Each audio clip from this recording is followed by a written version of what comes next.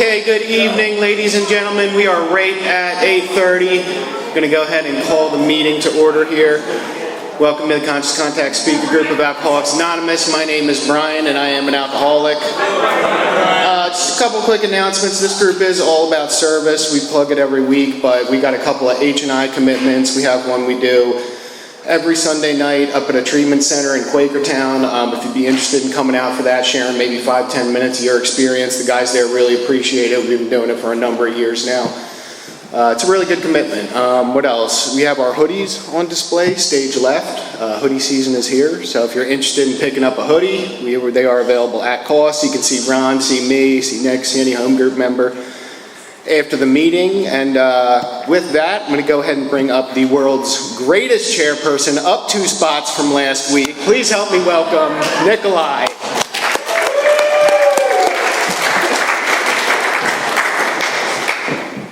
Feels good, man. Finally feels good.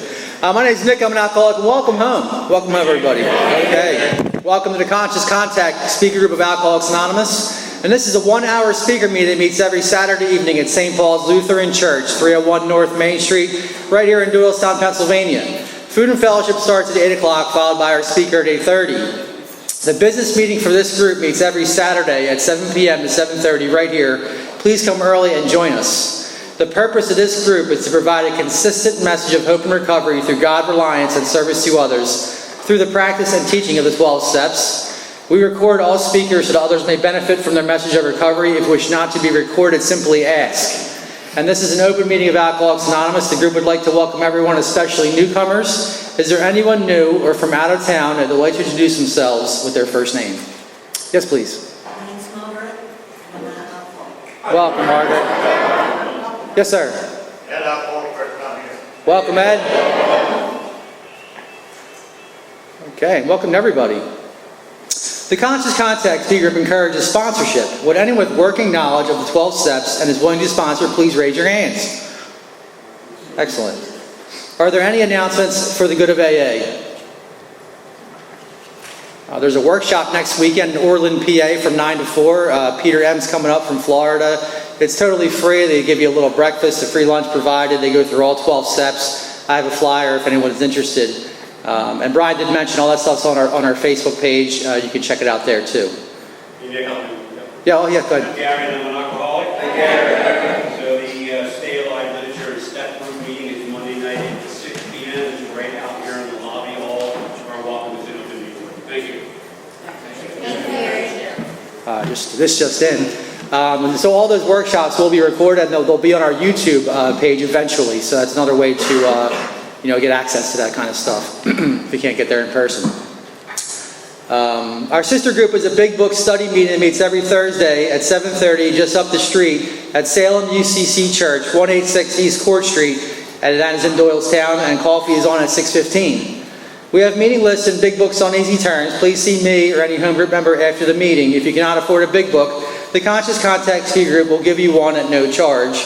Anyone willing to make donations for the purchase of big books to help those who can't afford them can put donations in the jar on the table marked Big Book and CD Donations. Please subscribe to our YouTube channel, the Conscious Contact Speaker Group of Doylestown, Pennsylvania, and our Facebook group. Subscribe and share. You can find our speakers there. Join our Facebook page to keep informed, and you can share upcoming events and meetings. And now with that, we have Daryl come up and read the Just for Say Prayer of Recovery. Please give Daryl a nice warm welcome.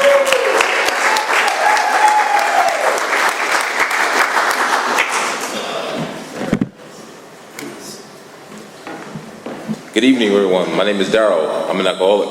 I am reading Just for Today. Just for today, prayer of recovery. Just for today, I will be agreeable. I will look as well as I can, dress becomingly, talk low, act courteously.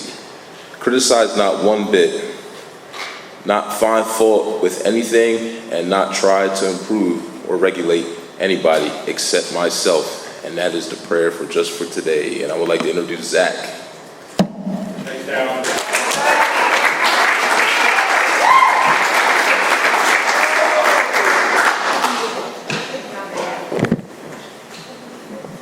What's up, everybody? I'm Zach. I'm an alcoholic. A preamble. Alcoholics Anonymous is a fellowship of men and women who share their experience, strength, and hope with each other that they may solve their common problem and to help others to recover from alcoholism. The only requirement for membership is a desire to stop drinking. There are no dues or fees for AA membership. We are self-supporting through our own contributions. AA is not allied with any sect, denomination, politics, organization, or institution. Does not wish to engage in any controversy, neither endorses nor opposes any causes. Our primary purpose is to stay sober and to help other alcoholics to achieve sobriety.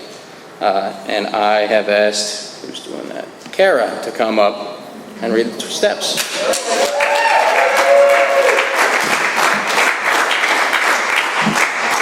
Go Birds! Go Phillies! Hello, y'all. My name's Kara. I'm a grateful recovering alcoholic. Welcome home. The AA 12 Steps of Recovery.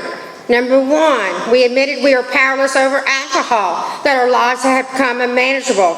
Number 2, came to believe that a power greater than ourselves could restore us to sanity. Number 3, made a decision to turn our will and our lives over to the care of God as we understood Him. Number 4, made a searching and fearless moral inventory of ourselves. Number 5, admitted to God, to ourselves, and to another human being the exact nature of our wrongs. Number 6, we're entirely ready to have God remove all these defects of character. Number 7, humbly asked Him to remove our shortcomings. Number 8, made a list of all persons we had harmed and became willing to make amends to them all. Number 9, made direct amends to such people wherever possible, except when to do so would injure them or others. Number 10, continued to take a personal inventory, and we were wrong, promptly admitted it. And number 11, sought through prayer and meditation to improve our conscious contact with God as we understood Him, praying only for knowledge of His will for us and the power to carry that out. And number 12, having had a spiritual awakening as a result of these steps, we've tried to carry this message to alcoholics and to practice these principles in all of our affairs. Amen. And now I'd invite my good friend Nick to come up, and he's going to introduce our speaker. Woo!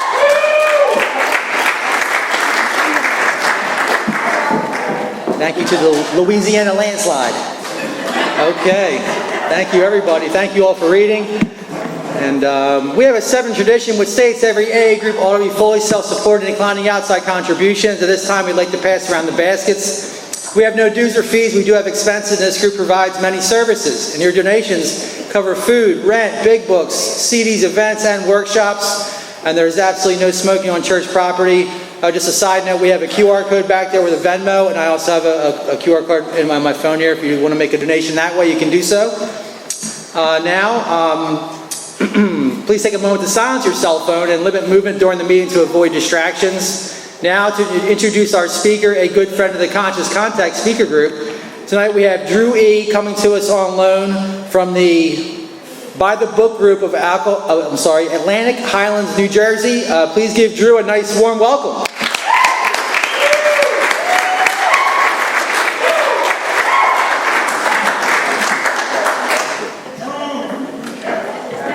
My name's Drew. I'm an alcoholic. I've got a sobriety date. It's February 21st of 2009.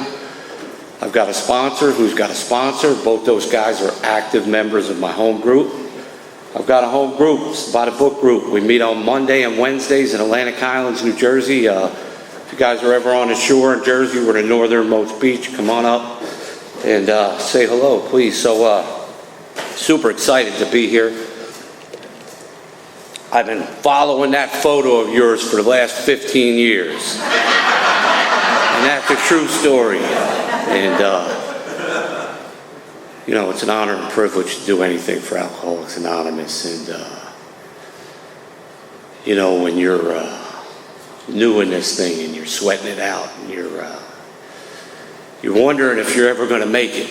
You know, you're wondering if you're going to get out there and see Ron and get in the middle of this photo and see how the men are dressed in jackets and ties and the ladies are in dresses. And you're just praying to God, you know, that maybe one day I'll cross paths with these people and maybe one day I'll I'll be able to tell my story here. So, when I get that phone call yesterday, I was like, wow, It's the central fact of my life today is the absolute certainty that my Creator has entered into my heart and lives in a way which is indeed miraculous.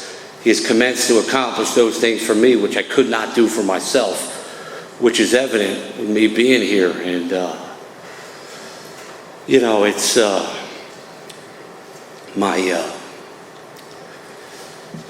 so in 2007, I'm walking through my little hometown with my older brother, and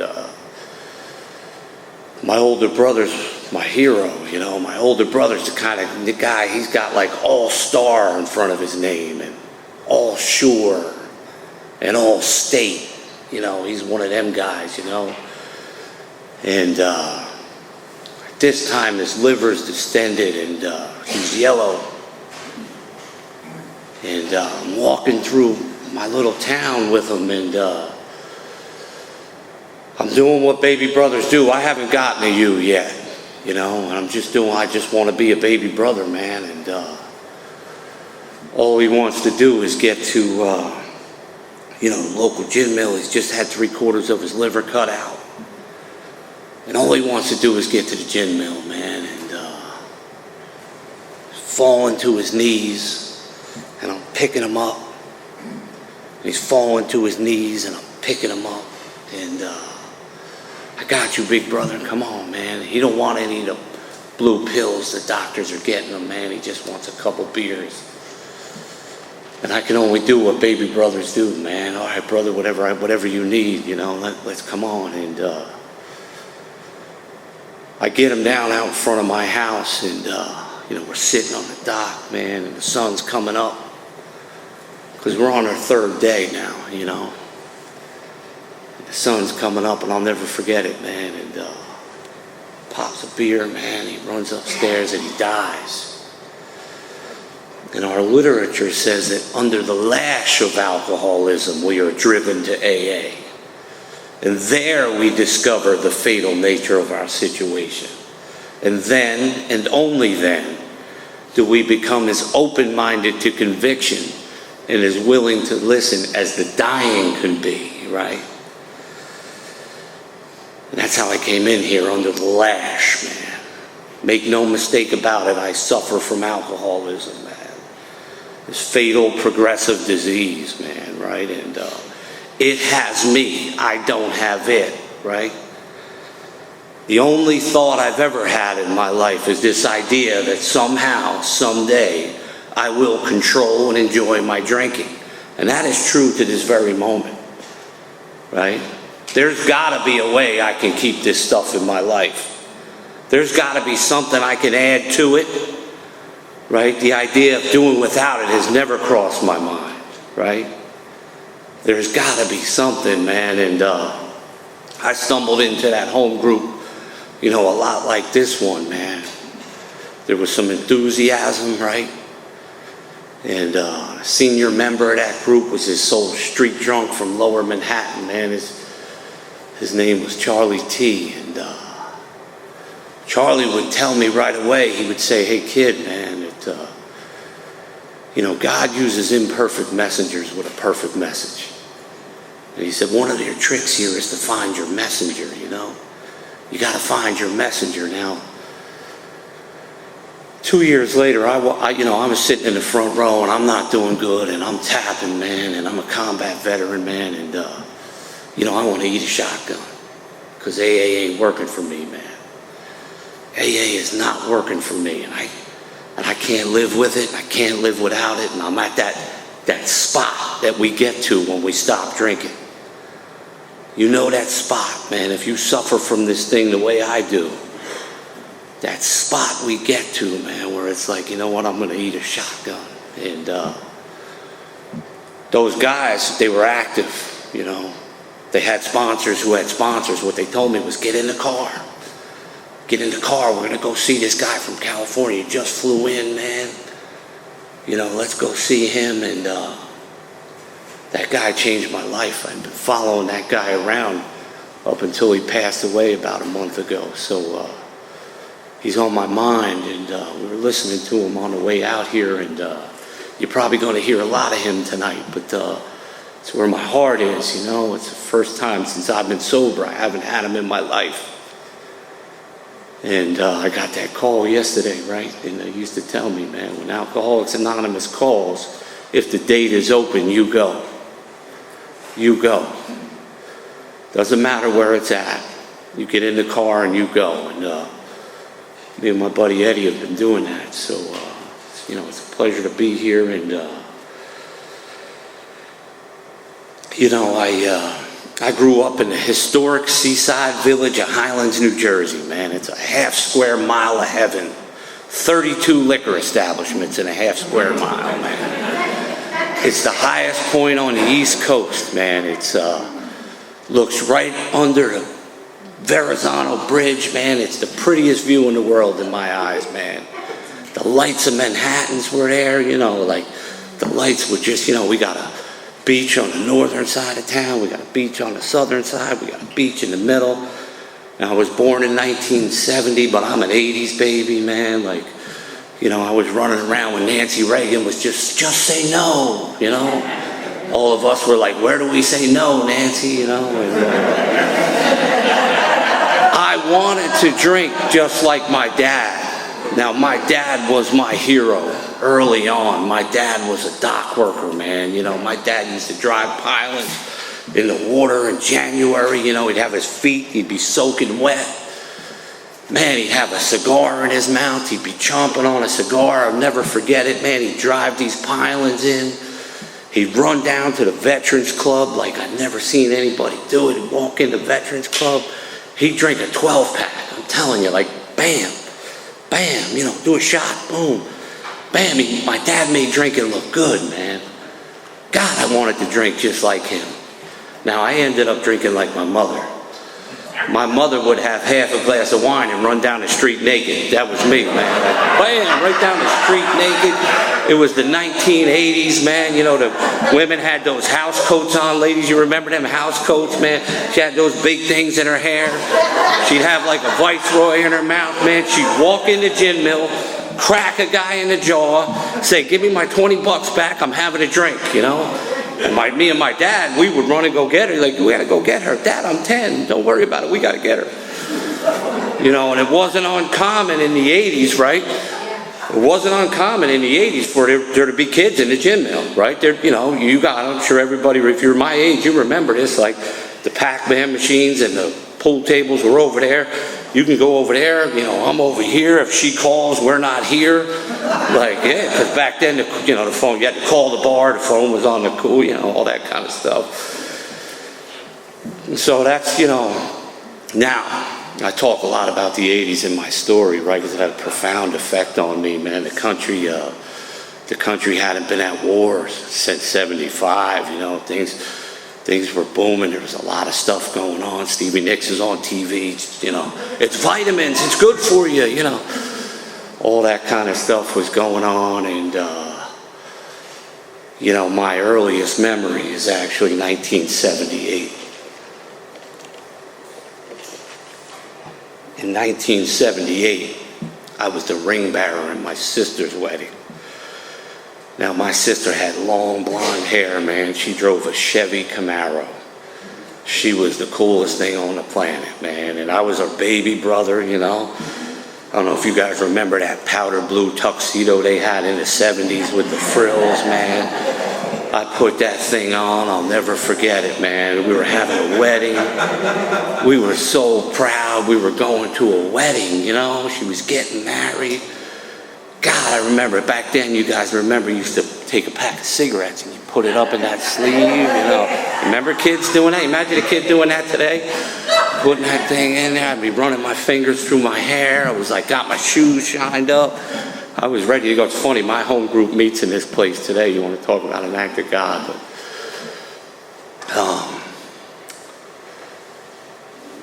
my sister came home from that wedding. She found her husband sleeping with her maid of honor. She took 70 Tylenol, drank 2 bottles of wine, and killed herself. Now, that's my earliest memory, right? I'm immediately questioning the existence of God, man. The spiritual malady in me is born long before I take the first drink, man. God, how could you? There's no God. There can't be a God. You can't take her. This can't happen. Now, I don't know what your family does during triumph or tragedy, but I can only tell you what mine did, right? You know, we'd start popping tops, you know, and those two older brothers, man, they were having conversations about, you know, we're in a small town, everybody knows everybody's business. How are we going to get back at this guy? What are we going to do? We got to do this. And those are the conversations I'm having with guys at 10 years old. And, you know, the tragedy in my story did not make me alcoholic. I hope I'm not portraying that. Right? The tragedy in my story has nothing to do with my alcohol, but it's just my story, right? It is part of it, man. And, you know, we would go on. And again, guys, it was, you know, it was the 80s, you know, things were going on. So right after that event, sometime right after, the timeline, as I get older, gets a little sketchy, but I can tell you this, it was 6th grade. Right? It was the 6th grade summer. I get together with a group of my friends. Back then, you guys, so I get together with my group of friends, right? And what we do is we raid Dad's liquor cabinet. You guys remember the old cabinets he used to have in the houses in the 80s? And, you know, we would raid his liquor cabinet. We'd take all the clear liquor. We'd put it in a thing like this. I'll never forget it, man. Bam, everything that was clear went in there. Peppermint schnapps, all that nasty stuff. Put it in there, you know, boom, boom. And what we did was, now in the 80s, now my kids today in the refrigerator, there's 35 different drink options, right? You got Gatorade, you got Powerade, you got Red Bull, you got all this stuff, man. You got water in a bottle, like what? You know, in the 80s in New Jersey, we had one thing. It was Lipton powder iced tea, man. You got that. And we took that scoop of Lipton powder iced tea. I'll never forget it. Shook it up. Bam. Knocked it back, right?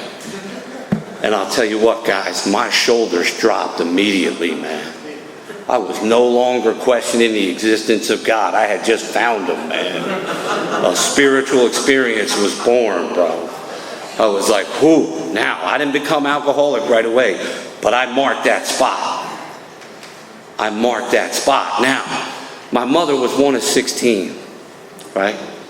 I didn't find that out until I got to you. A sponsor who had had a sponsor. Let's look into these things, man. You're telling me a lot about your mom. What's going on with her, man? My mom was one of 16. There was no money. My mom spent some time on the street. You know, there was no money for her. And you know what happens when you're one of 16? There's always somebody living in the basement. And there's always somebody living in the attic, right? My mom had made a promise to her mom. She was going to take care of her baby brother and her middle brother. Right? So those guys were always living in the attic and in the basement. Uncle Jeff's poking holes in his arm in the attic. You know, Uncle Billy's in the basement. You know, now, Uncle Jeff, my dad taught me my first spiritual lesson, and I remember it like it was yesterday. Sometimes we like to take credit, like we find out, but I was taught, I had great parents, man. They taught me spiritual lessons. And my dad taught me my first spiritual lesson. Uncle Jeff, he would steal the color TV, man. Boom, put it on his shoulder. Now I'm talking a 1980s color TV. It was as big as that table back there. You guys remember that? It had the stereo in it and the TV. You remember that set? Boom, Uncle Jeff would put it on his shoulder, walk around the block, and sell it back to my dad. And my dad, he'd buy it. My dad would take $20 out of his pocket. He'd say, Jeffrey, I hope you can get a grip on this thing called heroin addiction, man. Because I'm married to your older sister. And she made a promise to her mom that we were going to take care of you. So here's $20 and give me my TV back, you know. my dad, those were the kind of things I was taught. You know, I had great spiritual teachers, man, but, you know, when things happen, right? And, you know, what I identify really strongly with in Bill's story is, you know, Bill begins to do things to solve his alcoholism, right? And I can so remember, like, man, I'm gonna become the captain of the football team, man. I'm gonna work harder than everybody else. I'm gonna marry the prom queen, man. I'm gonna join the Marine Corps. Because you know what? Good order and discipline is definitely a way out of this thing, right? There's gotta be a way out. Gotta be. Now, if you're alcoholic like I am, you know what that means, right? You know, you just get in really good shape. And you get drunk where you're not supposed to be drunk. And you're passing out where you're not supposed to be passing out. And you're puking and you're vomiting on yourself and you're pissing yourself. And you're supposed to be a Marine. And you're not that guy. And, you know, those things are all going on. And I tried all those things, man. And looked like normal living might be a way out. Right? To the untrained eye, it looks like that, especially if you came to this meeting. People clean up nice here. If you're new here, you might start thinking like, man, I just got to get the job. Like, let me get the job. Let me get her. It looks like a way out, right? But nothing could be further from the truth. Now, I know what goes on in this group, man. Nothing could be further from the truth. The only solution to alcoholism that I know is Me, You, That Book, and the perpetuation of this gift. Right? That's what goes on here. This is a haven for the suffering, not a showcase for the contented, right? And I tried those things, man, and my dad was an old basketball junkie, man. One of the things he passed on to me was the love of this game of basketball, man. I know it doesn't look like it, but old basketball heads. And you know what I did? I said, you know what I'm going to do? I'm going to start giving back to the community. Right? Because now, what I'm getting at home now is you're not welcome here anymore. The doors are locked. They're better off without you. Please go somewhere else and do that. I'm getting those things now, right? So I do what we do. I concoct this plan, man. I'll tell you what, I'll show you. I'm going to give back to the community. I'm going to start coaching middle school basketball, man. I coached the Northern Monmouth Parochial League champions. You should Google that. That's a real title. I coached these kids, man. I'll never forget it, like it was yesterday. Man, my guy's breaking people down. He's like crossing people over. He's getting to the rim. He's finishing. We win the title. I mean, we won the title, guys. And I do what we do, man. I go pick up a pocket full of this kryptonite. I put it in my pocket. And if you're new, this is where you should pay attention, right? Because our literature says that there's an utter inability to leave it alone, no matter how great the necessity or wish. And I coached those kids, man. I picked up that stuff and I put it in my pocket. And I laid in my bed, man, and I'll never forget it. I laid in my bed and I begged God, man. I said, God, I just want to show her that I did what she asked me to do. Because she said to me, hey, tonight you got to be a father to your daughter. I got to go out on town on business. I need you to be a father tonight. You got to do it. And every fiber of my being said, I'm going to do it for her. This is my high school sweetheart. This is my baby girl. Girl I would give my own life for. I'm going to be here tonight. And I laid in that bed, man. And I'll never forget it, guys. I laid in that bed. And I laid in that bed. God, please, I gotta make it. God, please. God, please. God, please. And my next memory was 3 days later. And 3 days later, I'm projectile vomiting blood. And I can't stop. And I'm in the fetal position. And I'm projectile vomiting blood. And I'm saying the prayer again. If you're in this room, I know you know the prayer. God, please, one more time. Please, God, one more time. And my baby girl's on top of me, and she's wondering why her father's going to die.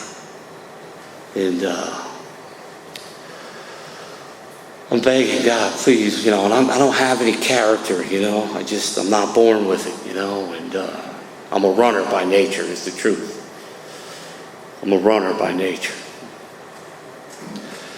By now they've gathered. They're at the kitchen table. You know the scene at the kitchen table. Can't you just stop? You're our baby brother. We can't lose another one.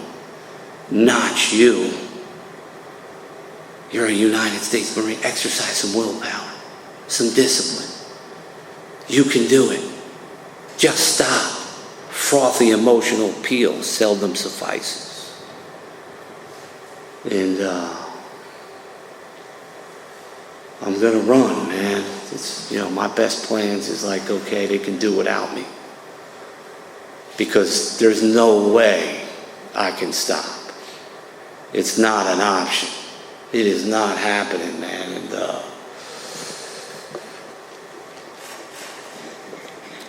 outside my picture window is my childhood friend. And my childhood friend's got a blue book under his arm. And I don't know anything about you, and I don't know anything about a blue book. But I know he was the first guy I ever bought drugs from. And he opens up my door and he says, I got a way out, man. I got a way out that we can absolutely agree upon. Now, something happens to me when I'm with you, and I can't describe it. It's happening right now. And it only happens to me when I'm with you, and especially if that blue book is in between us. And that night it started to happen, man. You see, his eye had caught my eye. He was inwardly rearranged. His roots had grasped new soil. He was an active member of this AA home group. His sponsor had ingrained in him one thing. Practical experience tells us that nothing will so much ensure immunity from drinking as intensive work with other alcoholics. Right? And that was his activity. Right? And I don't know anything about that stuff yet. It's like, no, get out of here. What are you, crazy? No. Okay. We had chewed some dirt together. If he could do it, I could do it. If he could do it, I could do it, right? And what he did, man, and I'm going to get emotional here, he took me out to a rehab out here in Pennsylvania. He took me out to a rehab out here, and I met some great people out here, and I was convinced of a couple things, man. I was convinced I could give up the booger sugar, man. Like, okay, that's a problem. I'm done with that, man. But I can't, I'm not alcohol. You don't get that. You do not get alcohol, man. My people go to their grave with alcohol. And now that rehab doesn't surprise me what I see tonight. That rehab had something, man. They had an active AA home group that took part in it. It was an amazing thing, man. They would come in on Saturday nights. And on my way out the door of that rehab, this little old black guy stood by the door. I'll never forget it, man. He stood right by the door and he said to me, hey, kid. He said, there's an AA meeting in your hometown tonight.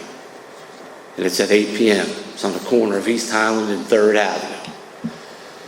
And he said, if you go to that meeting before you go home, I'll never see you back here. But if you go home Before you hit that meeting, I'll see you back here in 2 weeks. And I'm telling you guys, my eye caught his eye. And I knew exactly what he meant. And I left that rehab in Lancaster, Pennsylvania, and I drove home. I went around that traffic circle to my main street, man, and every fiber of my being wanted to go home. I was on my way home, man. I spent 17 days out there. And that car made a right turn on the corner of East Highland and 3rd, and church just like this one stood a ship's captain from Brooklyn, New York, just like you guys met me right out there at the stairs. And he was sober 17 years, and he stuck his hand out. And he said, "Kid, if you do what we do here, you don't ever have to feel this way again." And he was a ship's captain from Brooklyn, New York, man. He wasn't a doctor, he wasn't a lawyer, he wasn't a therapist, man. He was an alcoholic. His sponsor had taught him to stand by the stairs. Stand by the stairs, keep your hand out, right? That's what we do, we stand by the door. Stand by the door, man. I loved when I walk in here, you had greeters out here. Those greeters changed my life. And, this guy was he was skilled in what we do here, right? And I'll never forget it. He did something to me on day 18 that it's a lost art. He didn't talk to me about his drinking. For 17 days, everybody wanted to talk about my drinking. On the 18th day, he didn't want to know anything about my drinking. He said, "I don't need to know about your drinking." What he did was he told me his story. Right? He told me his story. And through his story, I was able to ascertain some rough truths about myself. One of them being that I had no power, choice, or control over the first drink. That I was like a tail on a kite, just waiting for the wind to blow, man. And sooner or later, I'd be off drinking again, man. Right? And I was absolutely convinced of that. To my innermost self, he used to say to me, "Your innermost self, kid. If you're not good with it, it's okay. If you need to drink more, go drink more. This has got to be your innermost self," he would tell me. And there's a lot of miracles happening in Alcoholics Anonymous, man. And this guy was an Irish Catholic guy from Brooklyn, New York. He had suffered some of the atrocities of the Catholic Church. And what he did that night was he begged me. He put me in a corner, and he begged me to lay aside prejudice against organized religion. That's not what we do here. He said, all we do here is enable you to get a power greater than yourself so that you can live sober and usefully whole. And then he did something that I thought was a little funny, man. He took me upstairs and he asked me to get on my knees. And we said that prayer. You guys know that prayer that talks about bearing witness. Because that's what happens here every Saturday night. Men and women like this are bearing witness that this thing works, right? He gave me requirements. He said, you got requirements, you're taking your third step. One of them is being that you got to stop playing God. You like to play God. You like to manipulate people. Stop that. The second requirement is that you be convinced that any life on self-will can hardly be a success. You're a Marine. I know you can't surrender. Stop that. Stop that. Stop trying to manage your alcoholism, he used to tell me. Just do what we do. And, he had a sponsor would have a sponsor, right? He had an experience with this book and our work. And what he did, right? I'll never forget it, man. I don't know what you guys did when you did your third step, but here's what I did. I violated every AA principle and tradition there was, man. I had been sober like 18 days, 19 days. I was feeling good, man. I was running around the meeting as proud as a peacock, man. I was cracking people with the book like, you never even been through the steps. The guy's sober 30 years. Like, you don't even know what step 4 is. I'm doing all that stuff that we do. Now, to the untrained eye, that looks like chaos. what that is the sweet voice of a loving God. That's the music of Alcoholics Anonymous, man. The old guys let us go so far. Yeah, go ahead, kid. Stick your feathers out. Go ahead, tell them you got 20 days. Yeah, you got it. You're on fire. One day you're going to speak at Founders Day. Go ahead. You got this, you know. And now you guys notice, like, if you got a sponsor and you're active with him, you know how you can tell when he's mad before he says anything to you. One day, we had this big old beginners meeting, and Eddie remembers this beginners meeting. We used to have this big table, and I knew something was wrong. Oh man, one day he cracks me with a spiral bound notebook. Bam! Stop telling people you're sober. Like, what are you talking about, sponsor? We just did 1, 2, and 3. Look at me. Quoting Bill Wilson. And he says, kid, you gotta stop, man. I'll never forget it. He said, you gotta stop, man. And nobody's worked a step with me until they started writing in their fourth. So start writing. And this is the stuff that I don't even want to talk about to this day, right? And if you're new here, do not poo-poo this list, man. Our literature says it's the key to your future. Right? And who's number one on every tough guy's resentment list, right? Mom, right? You see, my mom used to cry herself to sleep at night, man. She'd drink a 5-gallon jug of this Sauternes white wine, man.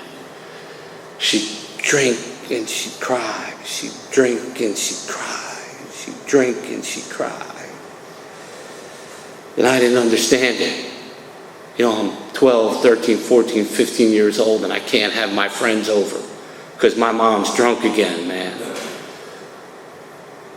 And a sponsor in Alcoholics Anonymous points out to me, well, you're a parent now. How do you think you would do if you lost a child? Perhaps she is spiritually sick, right? That's a sponsor in Alcoholics Anonymous, man. He points that stuff out to me, and you know, there were flaws in my makeup that caused my failure, right?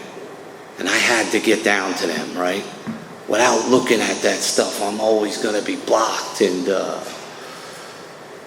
you know, I don't know how you guys do that kind of stuff, but you know, we make the list, and I make every list I'm supposed to make in Alcoholics Anonymous, right? And the truth is, I'm making the list because I don't want to end up in the fetal position, projectile vomiting blood. I'm not making it out of any kind of virtue, man. I'm making it because I don't want to die a drunk. And I'll never forget, he tells me, all right, let's go down next Saturday, man. We're going to look at this list, and like I said, I'm an 80s baby, man, and my middle brother was the good-looking one in the family, man. My middle brother had a full head of hair, man. He used to run up to the CBGB and the Limelight and Studio 54. He'd come home in like 85 and 86, man. He'd like have 2 girls on his shoulder, like, yeah, look, you know. And I'm like, ooh, I don't know what he's doing, but I'm going to figure that out, man. And I did what little brothers do, man. I went through his drawer. I'll never forget it. What do they say here? Be careful what you wish for, man. I went through his drawer and I found this letter. And the letter's sealed, and I opened that letter up, man, and I opened this letter up. And he wrote like a 3-page letter, man, to my mom and dad. He wasn't an articulate guy. He was a handsome fella, but, you know, he wasn't known for writing letters, you know. So I'm like, damn, I got to see what this is about, you know. He's writing this letter. He's telling my mom he's contacted some new disease called HIV and AIDS, and he's going to die, man. Now, I don't know if you remember the AIDS epidemic. You did not want to be in small-town America and find out a family member had HIV or AIDS, man. You didn't want that. I promise you. You think COVID was something? You try the early 80s finding out a family member had HIV or AIDS, man.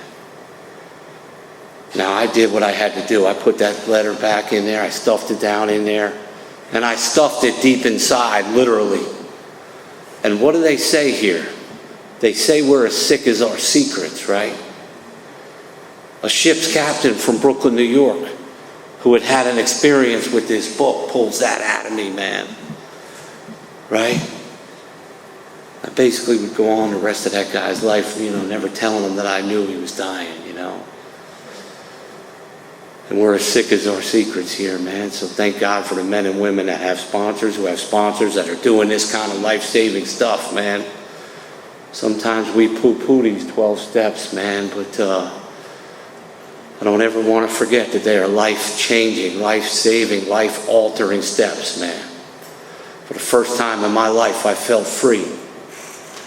We didn't make too hard of terms in 6 and 7, man. We basically said a prayer. I'm an active member of the home group, man. And my group every year travels out to Akron, Ohio on June 10th, man. It doesn't matter what kind of job you got. It doesn't matter how many kids you got. If you're a member of our home group, you're going to get in the car and you're going to go to Akron. Because that's what we do. And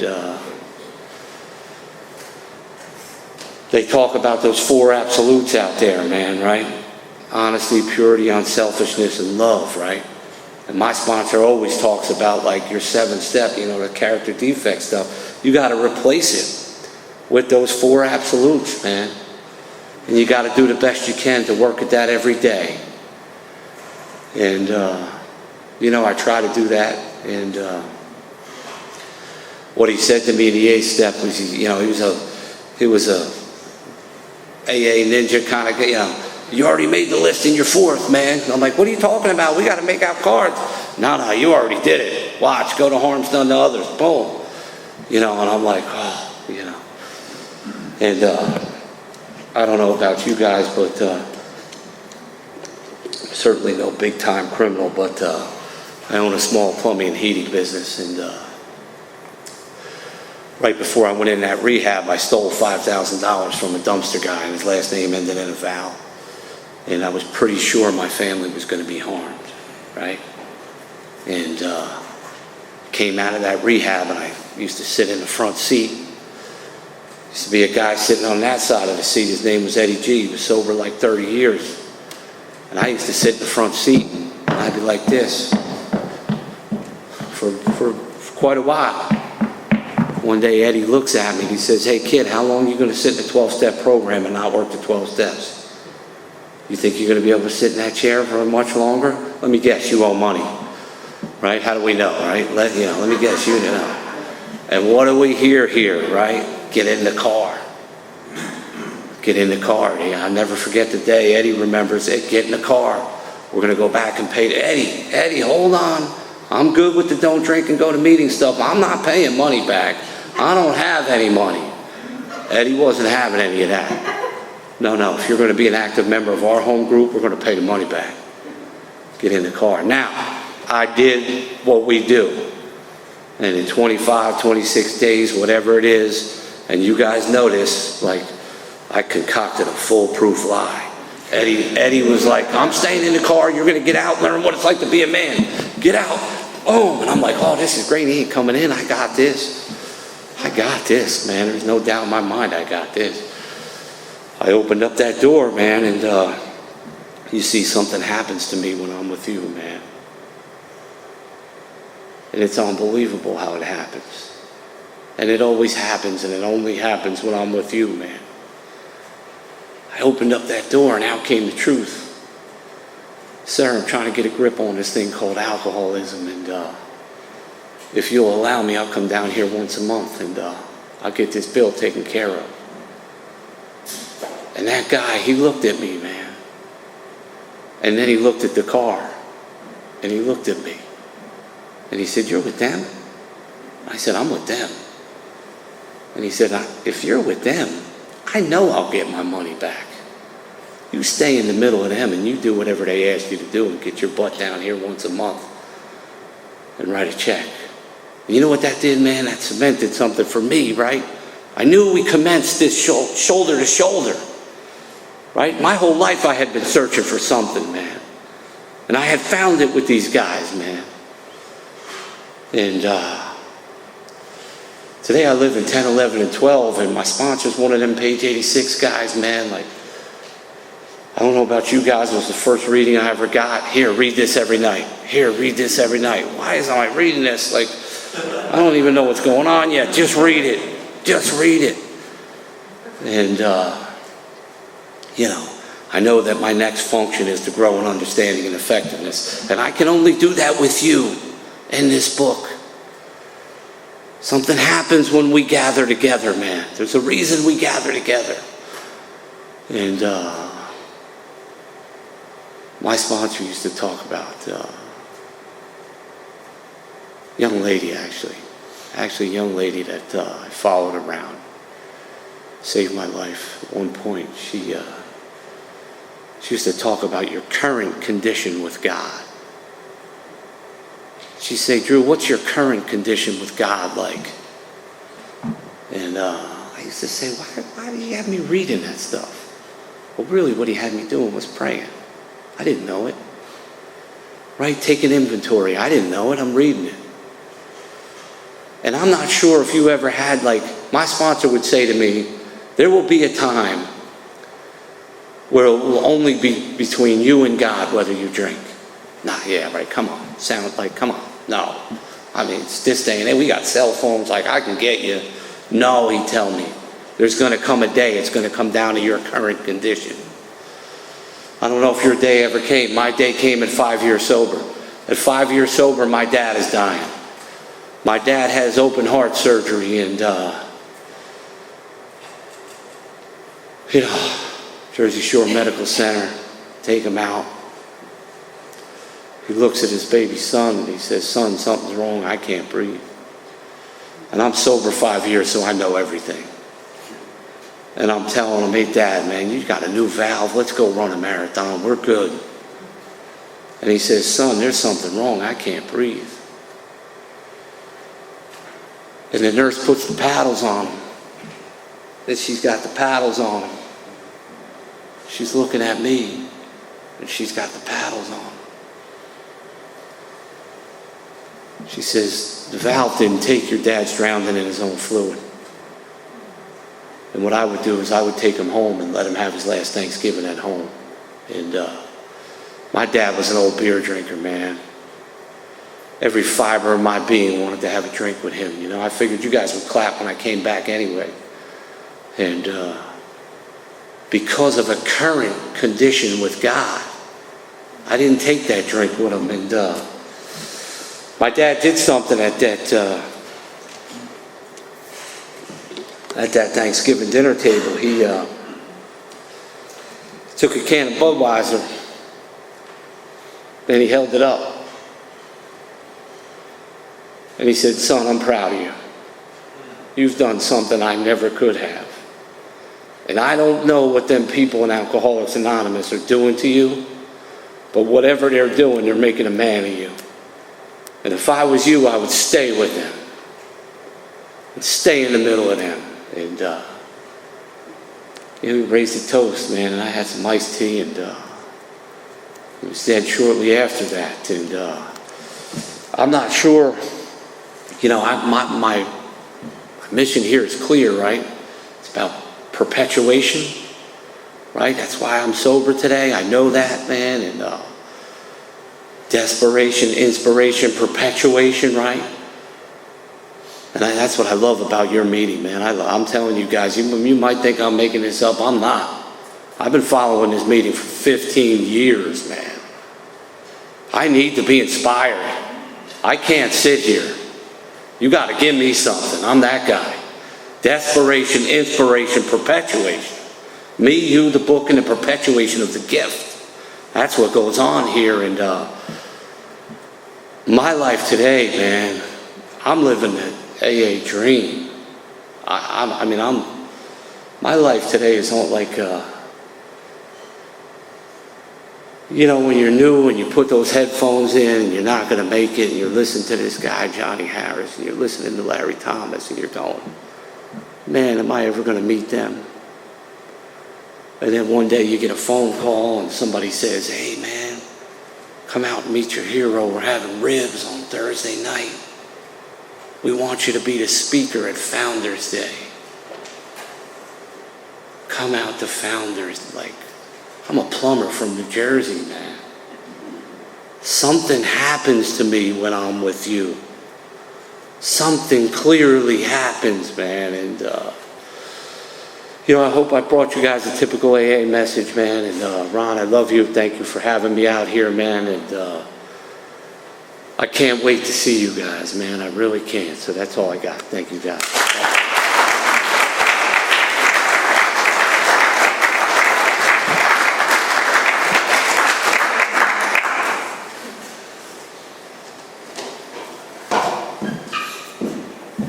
All right, good evening again, everybody. My name is Brian. I'm an alcoholic. First and foremost, the group would like to thank Drew for coming out here tonight, sharing an incredible message. A couple quick announcements and we'll wrap up the meeting. As usual, food and fellowship for this group starts at 8 o'clock every week, so feel free to come early, join us, enjoy the donuts, the coffee we put out, whatever other refreshments we happen to have. If you want to get involved in service with this group, we're always looking for new members. There's a lot of service commitments available, a lot of moving parts to keep this meeting going, so we appreciate that. If you want to help us out with some service work right after the meeting, we always got to do the chairs, putting all the chairs away. Yeah, we don't have the tables in the back, so we'll be putting all the chairs away tonight. It is customary for us to thank our speakers as they come here on their own time and expense, so usually we do form a line in the front here, and we thank our speakers on a personal level. Thanks to everybody for helping out with the meeting tonight. Thanks to our greeters, our readers. Thanks to Eric for helping out in the kitchen back there. And most importantly, let's thank our speaker, Drew, one more time. And if you do care to join us, we have a beautiful way of closing down the meeting. We are going to circle up and close with our Lord's Prayer.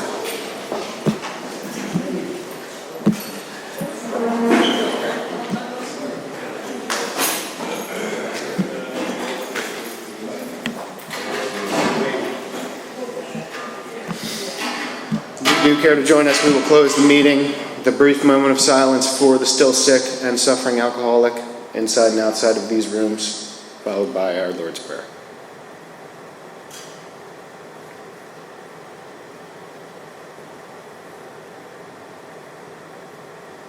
Our Father, who art in heaven, hallowed be thy name.